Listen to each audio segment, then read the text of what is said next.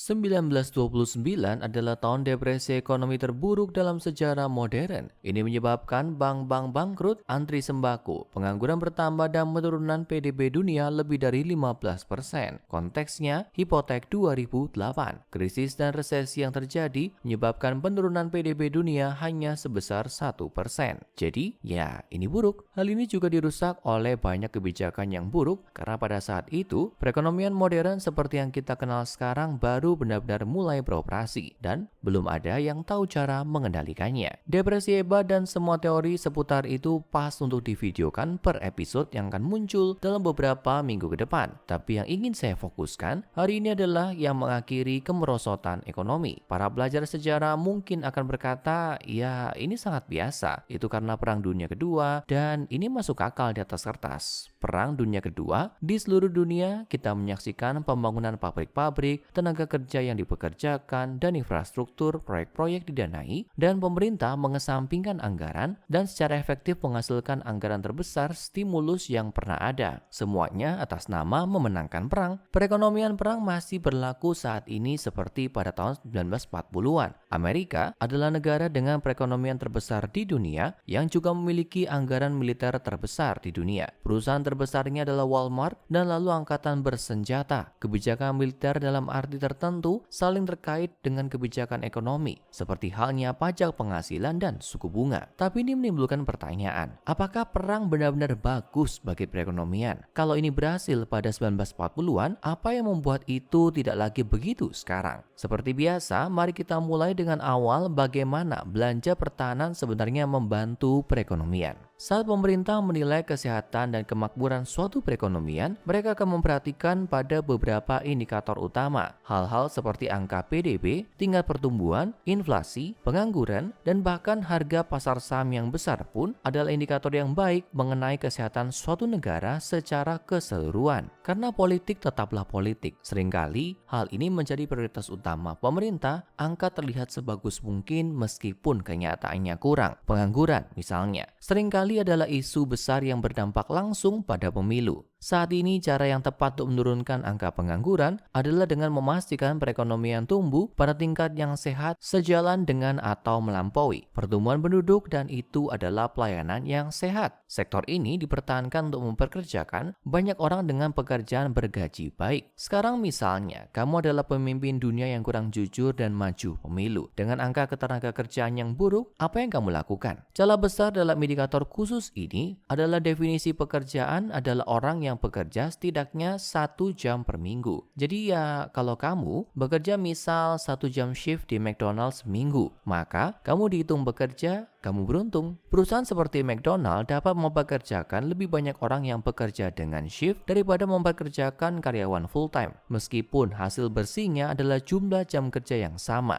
Efek sampingnya adalah tiba-tiba resto fast food ini tidak mempekerjakan 10 orang, itu mempekerjakan 30 orang dalam daftar variabel. Pada tingkat nasional ini terlihat bagus untuk angka pengangguran, tapi kenyataannya memang itulah mengapa semua indikator ekonomi perlu ditanggapi dengan hati-hati. Kasus tengah pengangguran yaitu pekerja yang bekerja tapi aktif mencari jam kerja lebih adalah masalah besar di sebagian besar perekonomian modern saat ini. Ada juga cara lain untuk mengatasi semua masalah ini agar angka pengangguran terlihat lebih bagus. Misalnya, kamu dapat mengubah definisi pengangguran agar tidak memasukkan jenis pekerja tertentu, misalnya pelajar. Atau, kamu bisa mempekerjakan lebih banyak orang di pemerintahan. Banyak sekali instansi pemerintah yang membutuhkan pegawai yang bagus, guru, pekerja infrastruktur, pengelola taman dan rekreasi. Tapi, tentu yang paling besar adalah dari militer. Perekrutan militer di banyak negara bersifat intensif dan kadang bahkan bersifat wajib. Biasanya ini terjadi bukan karena militer sangat kekurangan personel, tapi karena angkatan bersenjata adalah peluang besar yang tidak hanya bisa diraih oleh pemuda dan pemudi untuk bisa bekerja, tapi biasanya juga untuk mendapat keterampilan atau pelatihan. Militer adalah lembaga kesejahteraan raksasa yang mempekerjakan mempekerjakan ratusan ribu pemuda dan perempuan yang seharusnya mencari pekerjaan di sektor yang semakin terotomatisasi dan mengalihdayakan pekerjaan tingkat pemula. Jadi ini nampak bagus secara keseluruhan. Keuntungan tambahannya tentu adalah memiliki militer yang kuat dan lengkap, di mana kepentingan negara dilindungi di dalam dan di luar negeri. Dan ini semua benar. Masalahnya adalah mungkin ada cara yang lebih baik untuk membelanjakan uang itu untuk mencapai hasil yang sama. Ini adalah rincian anggaran militer untuk 1 tahun operasi normal. Hampir seperempat dari pengeluaran itu disalurkan langsung ke pegawai sebagai gaji. Sekitar sepertiganya dipakai untuk operasi dan pemeliharaan, yang pada dasarnya berarti membayar semua kapal dan pesawat serta pangkalan untuk tetap beroperasi. Seperempat lainnya dihabiskan untuk pengadaan, seperti pembelian peralatan militer baru, kapal, tank, dan pesawat terbang. Itu dan sisanya dipecah antara penelitian dan pengembangan, serta pengeluaran diskresi kecil. Sebagai referensi, rata-rata anggaran jaminan sosial di sebagian besar negara maju sudah melebihi 90%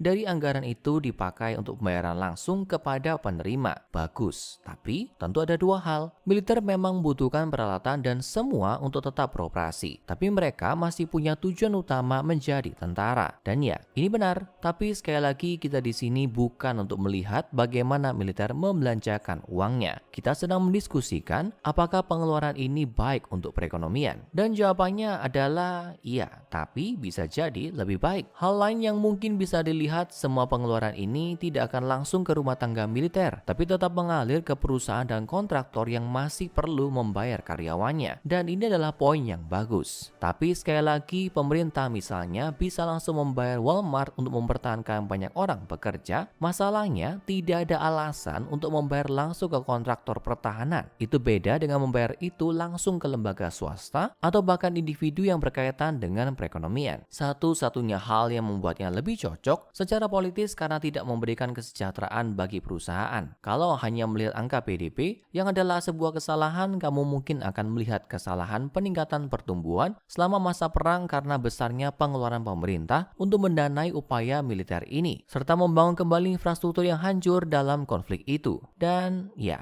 angka PDB memang meningkat selama periode perang, tapi ini adalah hal yang klasik contoh kekeliruan jendela pecah. Kita akan mendalami kekeliruan jendela pecah di video mendatang di channel ini, di video bencana ekonomi. Singkatnya, kesalahannya adalah kalau kamu memecahkan jendela dan membayar orang $20 untuk menggantinya, kamu telah secara efektif meningkatkan PDB sebesar $20 dan menciptakan lapangan kerja baru. Nah, ini bagus untuk kamu, tapi ini bukan kemakmuran ekonomi yang sesungguhnya, tapi hanya perekonomian dengan hasil yang konyol untuk hal-hal yang sebenarnya tidak dirancang untuk diukur dengan indikator-indikator ini. Pada kenyataannya dan di dunia yang sempurna di mana kita tidak butuh angkatan bersenjata untuk membela negara kita, ada cara yang jauh lebih efisien dalam menerapkan stimulus fiskal untuk menguntungkan para pengangguran dan kesejahteraan perekonomian secara keseluruhan. Masalahnya adalah kita tidak hidup di dunia yang sempurna. Khususnya negara-negara seperti Amerika Serikat dengan banyak kepentingan asing memang perlu mempertahankan militer sehingga mereka mungkin juga menerapkan stimulus fiskal yang disetujui secara politik saat itu dibahas. Tujuan dari suatu perekonomian ini adalah pertanyaan yang sangat besar yang melampaui kebijakan moneter dan fiskal, ideologi politik, atau bahkan aliran pemikiran ekonomi. Apa tujuan perekonomian? Ini adalah pertanyaan yang bahkan tidak terpikirkan oleh banyak ekonom saat mereka mengubur pertanyaan mereka menghadapi beberapa hal sepele mikroekonomi sepanjang karir mereka. Dan itu tidak berarti bahwa ada yang salah dengan fokus akademis yang ketat. Tapi ini harus diingat dalam konteks bahwa perekonomian ada untuk memasok